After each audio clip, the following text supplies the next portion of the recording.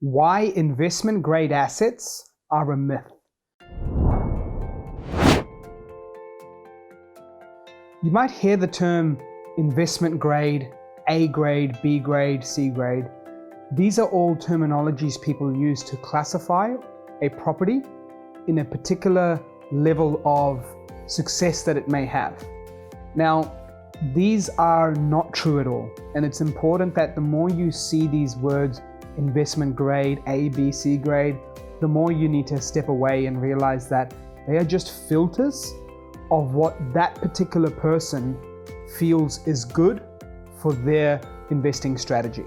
It's a way for someone to label something as amazing, because if they don't, how can they have people believe in their strategy?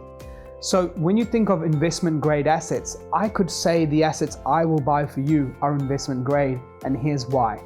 It's just a filter, a way to classify something as a successful product or a successful investment, and it's things you got to watch out for.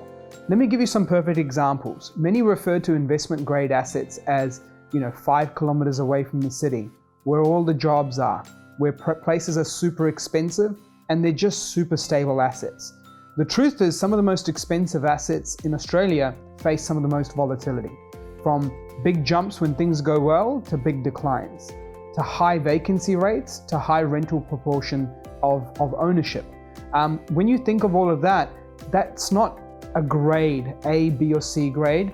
It's just someone who can use things that are nice to have as a way of explaining something being good as an investment. So then, how would you react to someone who owned a property in the 1990s for under 100K in St. Mary's in the western part of Sydney?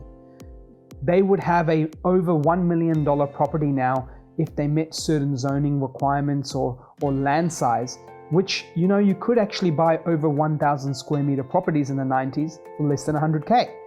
Now those properties are selling for over $1 million to developers to build multiple townhouses.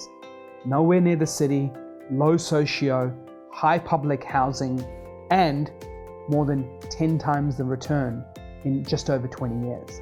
So when you start thinking about that, were those investment grade? No, they would have been ticked off by many people in that journey, right? The same with Ballarat, Hobart, Bendigo, Geelong, Devonport. All these different locations over the last 3 or 4 years have been phenomenal performers. But because you had these grading systems or investment grade assets, you missed out on all these markets.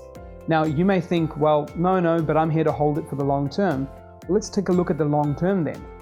Over 70% of the top 10 performing suburbs for the last 25 years were in regional cities. So when you think of that, core logic portraying that, hey, hold on a minute, don't give up on these regional cities, the growth here has been massive. Well, no, I don't want to take those into my analysis because they're all non-investment grade assets.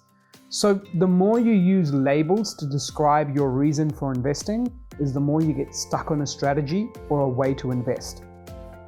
As an investor, you need to start thinking of why, whether it's in a small city, out in the country, a big region, a capital city, blue chip, cheap prices, low socio, what is causing them to change their values?